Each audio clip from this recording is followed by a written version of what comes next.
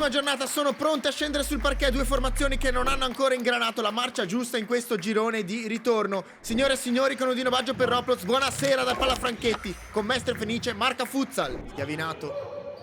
a tempo perché nessuno va in pressione, quindi a sinistra Franzoi che va a puntare. Franzoi cerca il secondo palo, Bresolin 1 contro 1, Bellu affronta Fraccaro che è granitico, non si fa superare. Poi il cucchiaio di Fraccaro per Erragi, altro tocco sotto di Erragi che poi col mancino non trova la coordina. Schiavinato aspetta Marchiori, 1-2 con Pettenò che si chiude, ancora Schiavinato a puntare Marchiori che poi passa, entra in area, Schiavinato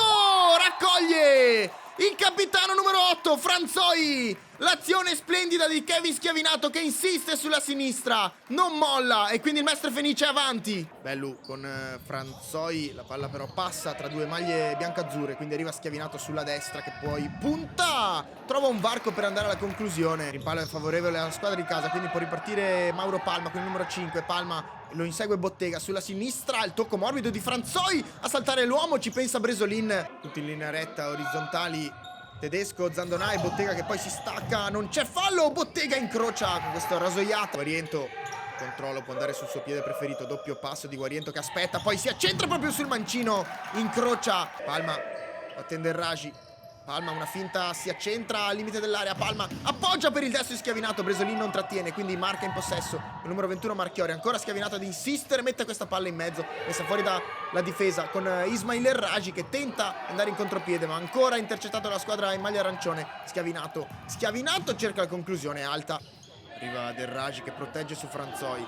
quindi Erragi con il tacco vede l'inserimento di Marchiori ma prende palla Bottega che in un attimo si gira, spazio al centro dell'area Tedesco per Puleo, la palla però attraversa tutta l'area di rigore, arriva dall'altra parte per Schiavinato che cerca la porta, risponde ancora e Zandonà in area, fuori per la soluzione con il destro violento di Bottega, rimpallo Tedesco, Stefanuto in rimessa perché ha spazio la marca con Umana, il controllo di Ruleta, non c'è fallo, interviene il capitano del Mestre Fenice, quindi Schiavinato può andare, ne salta uno, Schiavinato per il tacco troppo leggero, sono le 4 maglie arancioni del Mestre Fenice, Zandonà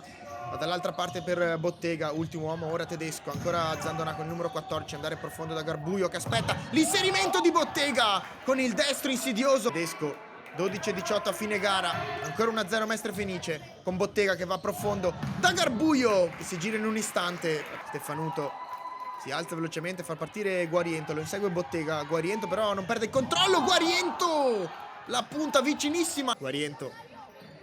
terza, passa in mezzo a Garbuio e Bottega, quindi Guariento vede Puleo che appoggia comodamente a Bellu. L'azione del Mestre Fenice che nasce dai piedi del numero 11 Alessandro Guariento, passa in mezzo a due con la superiorità numerica, trova Puleo che poi di conseguenza trova il compagno libero in mezzo, tutto facile per Bellu, 2-0, 4 minuti e 9 di speranze per la marca, Zandonà, Erragi, Garbuio, Bottega a sinistra, secondo palo, arriva Fraccaro e la marca a 4 minuti dal termine accorcia le distanze con il numero 7. Sterzata di Guariento, Franzoi può andare con il sinistro, la guarda soltanto Erragi,